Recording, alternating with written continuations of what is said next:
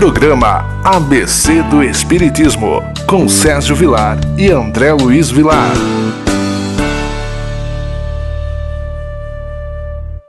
Queridos amigos, que alegria! Programa ABC do Espiritismo entrando na sua casa, pela nossa querida TV Mundo Maior. O programa é sempre apresentado por Sérgio Vilar e André Luiz Querini Vilar. Queridos amigos, hoje nós elegemos uma página do livro Roteiro. É um livro que particularmente é um livro que eu gosto muito. Todos os livros do Chico são muito importantes. Roteiro é um livro que dá para nós, pelo próprio nome do título, uma ideia do caminho que temos que seguir, o roteiro a fazer para chegarmos à nossa perfeição. Esse livro é da Lavra Mediúnica de Francisco Cândido Xavier, através do benfeitor amigo Emmanuel. André, o que a mensagem diz para nós? Hoje nós veremos, como já foi dito pelo nosso querido Sérgio, o capítulo 29, Além da Morte.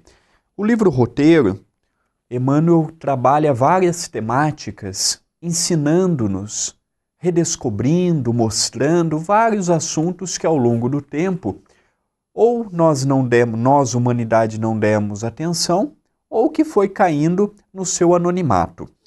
E hoje nós vamos falar um pouquinho o que nós podemos encontrar além da morte física. Mas antes de nós darmos continuidade, eu gostaria de convidar os amigos que estão nos acompanhando para colaborarem com a TV Mundo Maior.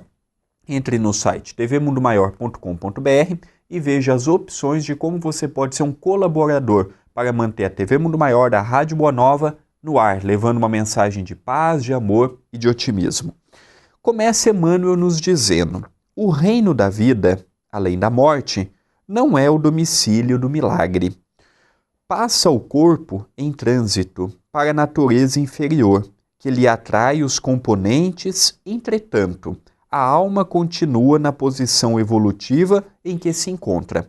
Cada inteligência apenas consegue alcançar a periferia do círculo de valores e imagens, dos quais se faz o centro gerador.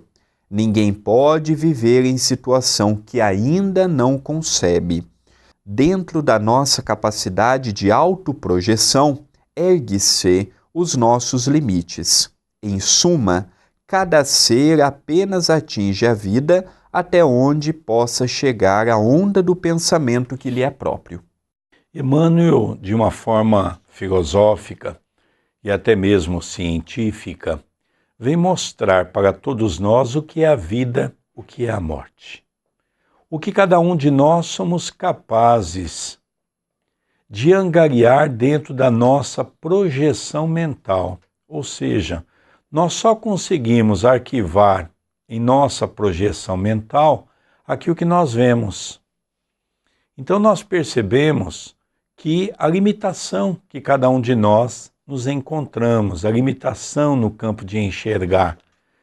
Tudo que está acontecendo nesse exato momento no planeta, nós temos uma pequena, muito pequena ideia sobre a questão daquilo que está ao nosso redor. Mais tarde iremos ligar uma televisão, vamos ver um jornal, e no jornal televisivo ou radiofônico, ou mesmo um jornal escrito, nós vamos ler algumas notícias daquilo que aconteceu em algumas partes, seja do Brasil, seja do mundo. Mas é impossível nós termos uma visão elástica, olhando o mundo todo. E cada um de nós vamos projetando de acordo com a nossa condição espiritual. E ele encerra essa última frase dizendo exatamente isso. Cada um de nós absorvemos aquilo que está dentro da nossa condição espiritual, dentro da nossa evolução, dentro da nossa maneira de enxergar o quadro, não é? Então nós começamos a perceber a importância de nós entender a nossa pequenez e que a grandeza de nossa alma se faz com muito trabalho no desenvolvimento intelectual, no desenvolvimento moral. É isso, André, que eu acho que é o grande convite de Emmanuel para todos nós. É verdade. E logo no início, ele diz assim: o reino da vida, além da morte, não é domicílio do milagre. Então, muitas vezes, nós, os espíritas, imaginamos, desencarnou, já passa a ter um conhecimento de tudo, já passa a saber de tudo, já passa a poder falar de tudo, já passa a compreender todas as suas reencarnações passadas, porque desencarnou. E, na verdade, não é assim que funciona. Primeiro, o que o Chico dizia é que de cada 4 pessoas, apenas uma destas 4 sabe que desencarnaram. 75% dos que desencarnam continuam do outro lado imaginando que estão encarnados, vivendo na sua antiga casa, trabalhando no seu antigo trabalho, convivendo com seus amigos, imaginando que está tudo numa boa. Então nós estamos vendo que o mundo espiritual, para que nós possamos compreendê-lo, nós temos que estar preparando. Tudo na vida é preparação. Nós nos formamos para o trabalho. Nós nos preparamos para constituir uma família. Por que nós não iremos nos preparar também para a nossa desencarnação? A morte do corpo físico é um processo natural que vai chegar para todos nós, mais cedo, mais tarde. A saudade fica, tanto para os que vão quanto para os que ficam.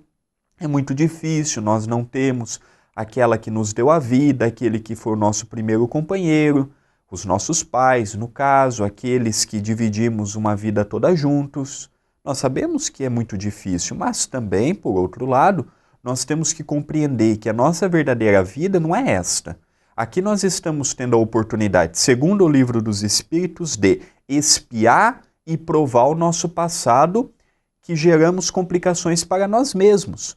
Poucos vêm com o título de missão, de missionários, que têm compromissos com o próximo. Nosso compromisso maior ainda é superar o nosso orgulho, a nossa prepotência, a nossa mesquinheza, a nossa avareza, é nós vermos o próximo como irmão, é nós vermos o próximo como amigo. Dentro de uma mesma família, vem aqueles que Deus permite que venhamos juntos para romper os elos do ódio e deixarmos florescer o elo do respeito. Tudo isso leva tempo e do outro lado da vida, nós seremos herdeiros de nós mesmos.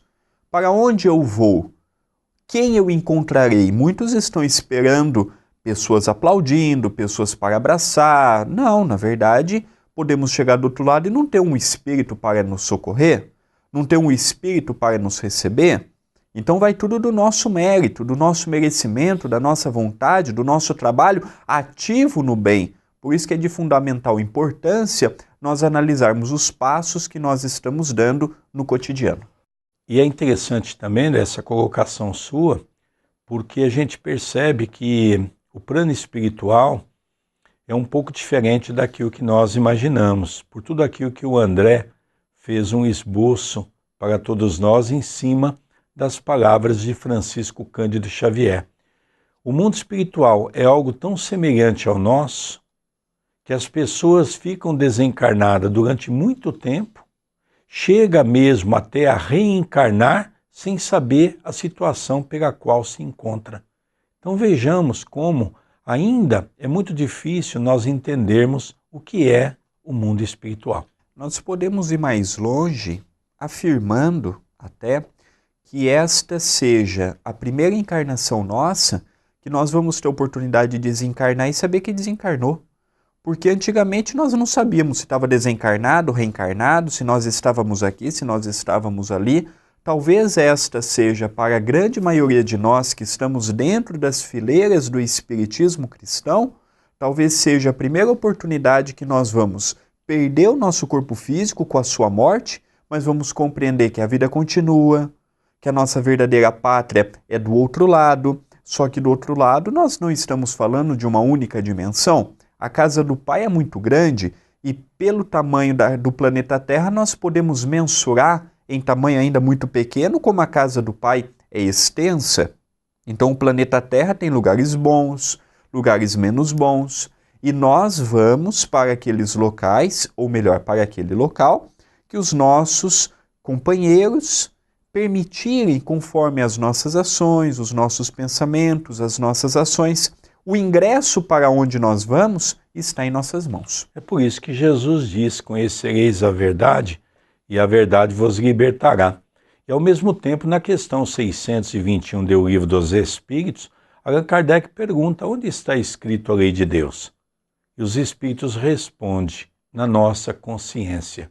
Então nós percebemos que, apesar de não ter uma ideia grande sobre a questão da vida, nós temos noção.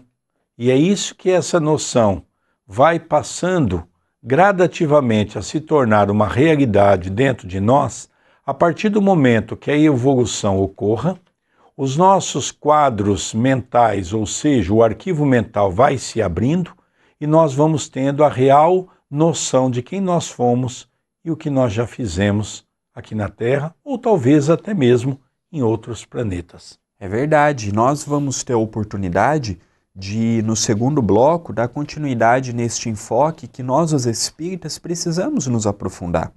Não basta nós sabermos que existe a reencarnação, que a morte é apenas para o corpo físico, que nós continuamos do outro lado com uma vida tão agitada quanto temos aqui, que nós continuamos o nosso progresso. Nós temos que colocar de uma vez por todas em nossa mente: aqui é uma cópia imperfeita do que existe nas regiões mais adiantadas. Ao que os nossos olhos é o mais avançado, o último modelo, a última geração, já se tornou obsoleto, por exemplo, em cidades como o nosso lar, que nem é tão evoluída assim do ponto de vista espiritual. Nosso lar está num umbral fino. Então nós passamos a ver que precisamos ajudar a Terra no seu progresso. Vivemos num planeta com mais de 7 bilhões de encarnados. Segundo esse próprio livro roteiro, entre encarnado e desencarnado são 30 bilhões. É uma nave espacial flutuando no universo muito grande, composta por dimensões, por subdimensões. E agora que nós estamos dando os primeiros passos na senda do conhecimento, não podemos limitar com a nossa ociosidade, com a nossa preguiça, com a nossa pouca vontade. Não faremos tudo, mas precisamos dar passos concretos. Ajudando o próximo? Ainda não. Em primeiro lugar, temos que nos ajudar. Temos que estar vigilantes, temos que estar pautados na oração, temos que sublimar os pensamentos, os desejos, as vontades, tomar decisões conizentes com o Evangelho, pautar a nossa vida no equilíbrio, na serenidade e irmos adiante.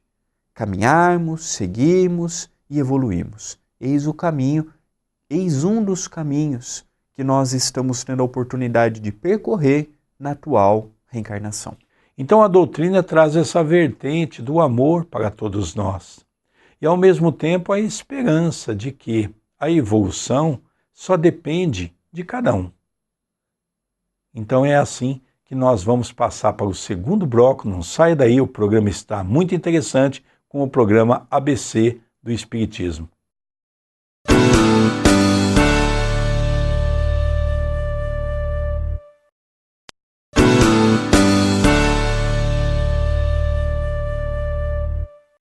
Queridos amigos, já retornamos com o programa ABC do Espiritismo.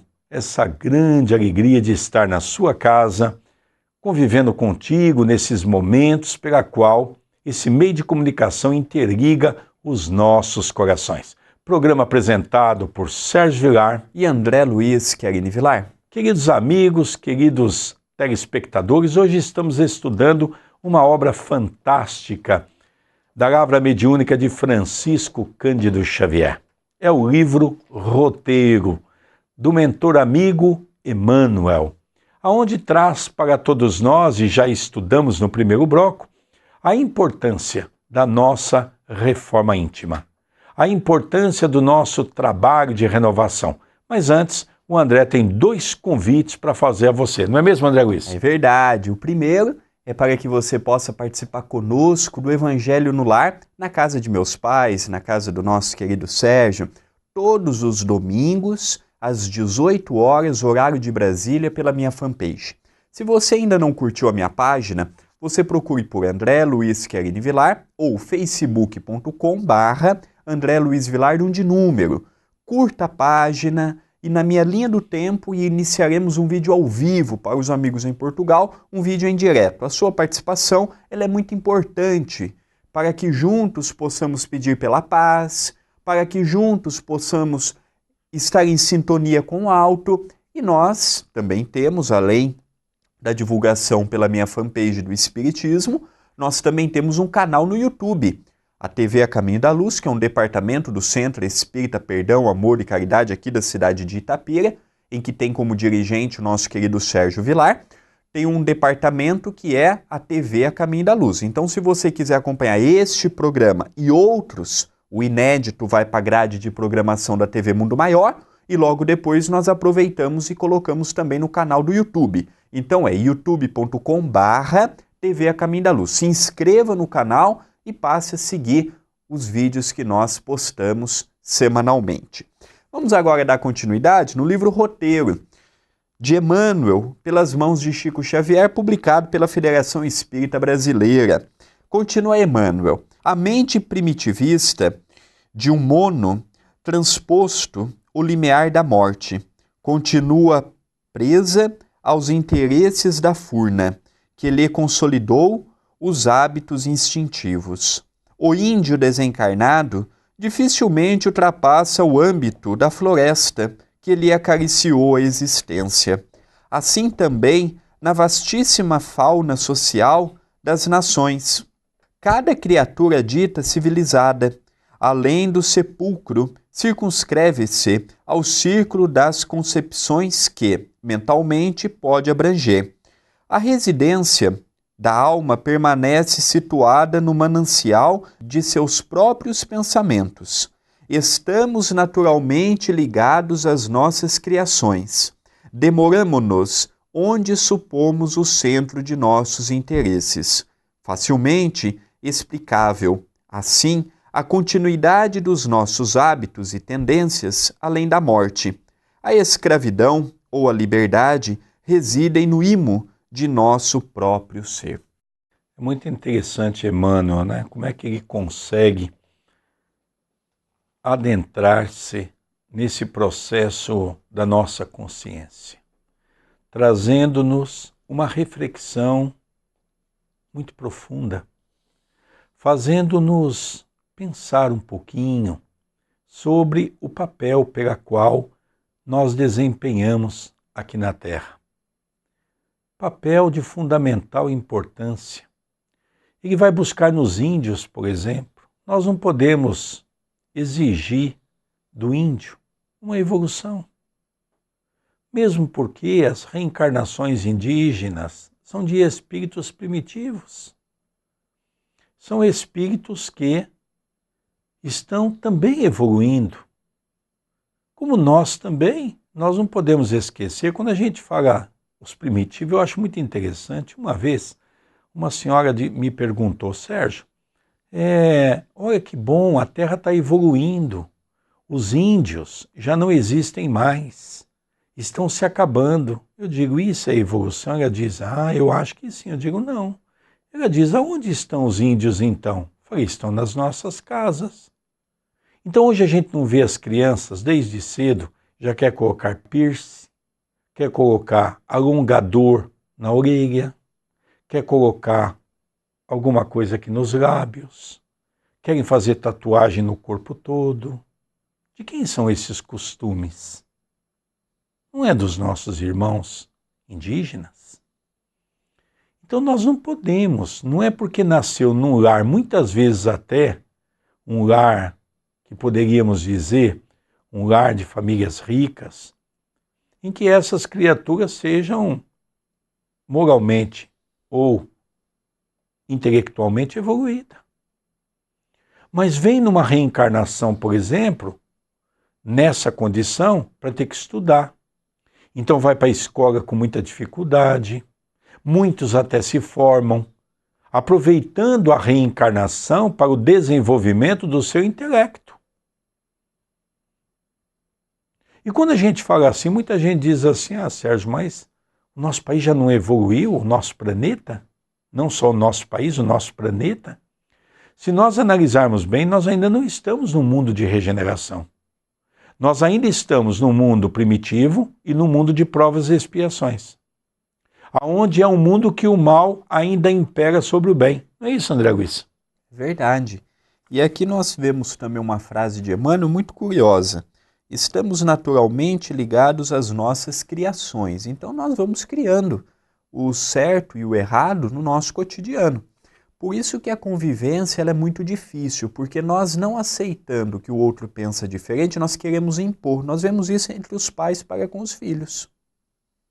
Nós vemos isso até pouco tempo atrás, quem escolhia a profissão para os filhos eram os pais. Ah, chique é ser um médico, é ser um advogado, é ser um juiz, ou interferindo no relacionamento que o filho ou que a filha escolhe, ou coisa assim. Que os pais vão ter sempre uma presença, todos nós sabemos disso, mas aqui nós vemos que, infelizmente, tem muitas pessoas que precisam excursionar na dificuldade para dar valor no que os pais, no que os avós, no que as pessoas que amam eles dão de opinião.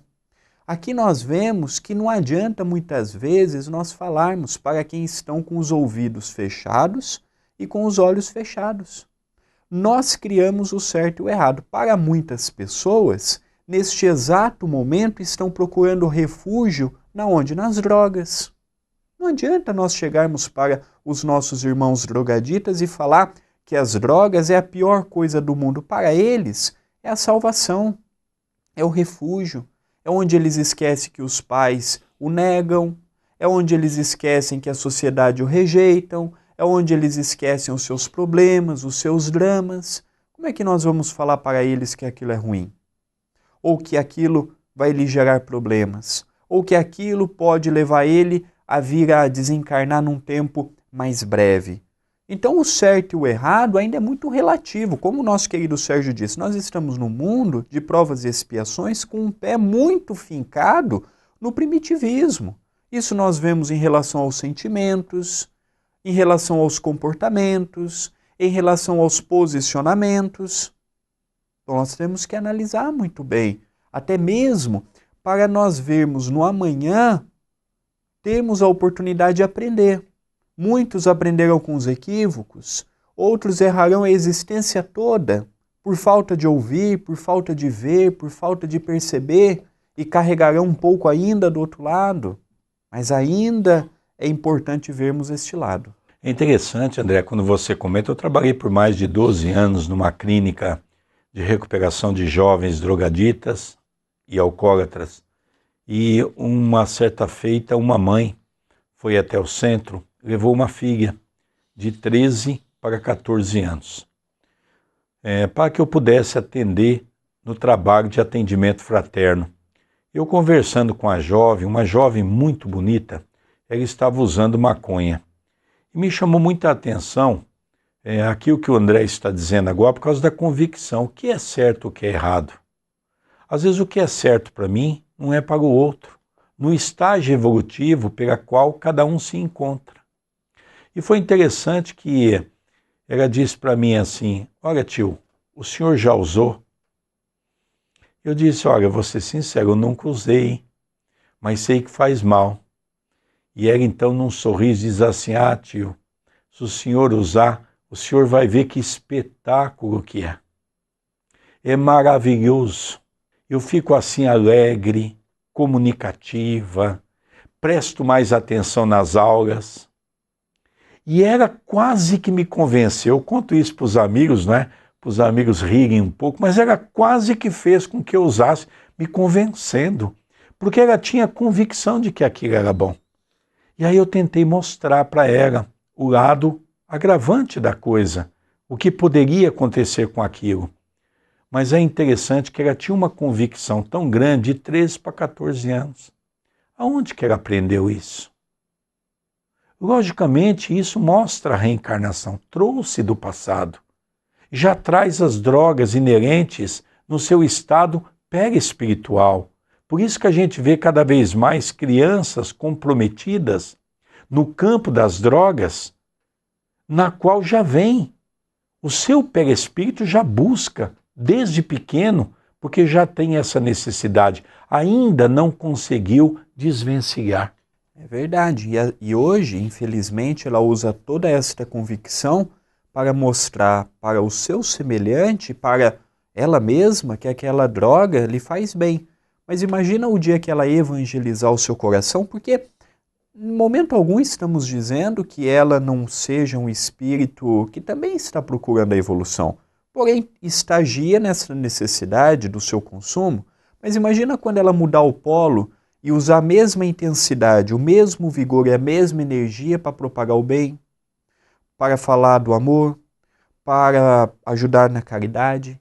É uma irmã nossa que nós não podemos desistir, que nós não podemos abandonar e nem marginalizar. Então nós precisamos compreender que cada um de nós carrega as suas necessidades de hoje ou de outrora. E é muito simples nós jogarmos na cara de uma criatura dessa que ela é uma fraca, que ela não dá conta, que é o que a maioria dos pais fazem. Quem geralmente leva o filho para o buraco é os pais, não apoiando, não ajudando, cobrando, não tendo psicologia moderna para lidar com um problema grave. Não é apenas você botar numa clínica e falar, melhora. Tem todo um preparo, tem toda uma ajuda. Por isso que é de fundamental importância esses assuntos serem debatidos. Queridos amigos, é uma alegria sempre grande entrar na sua casa, levando o programa ABC do Espiritismo, que toda semana é apresentado por Sérgio Vilar e André Luiz Querini Vilar. E é por isso que nós somos muito gratos à sua audiência. De coração, a nossa gratidão. Vamos encerrando o programa ABC do Espiritismo. Um beijo e até a semana que vem. Um grande beijo em seus corações.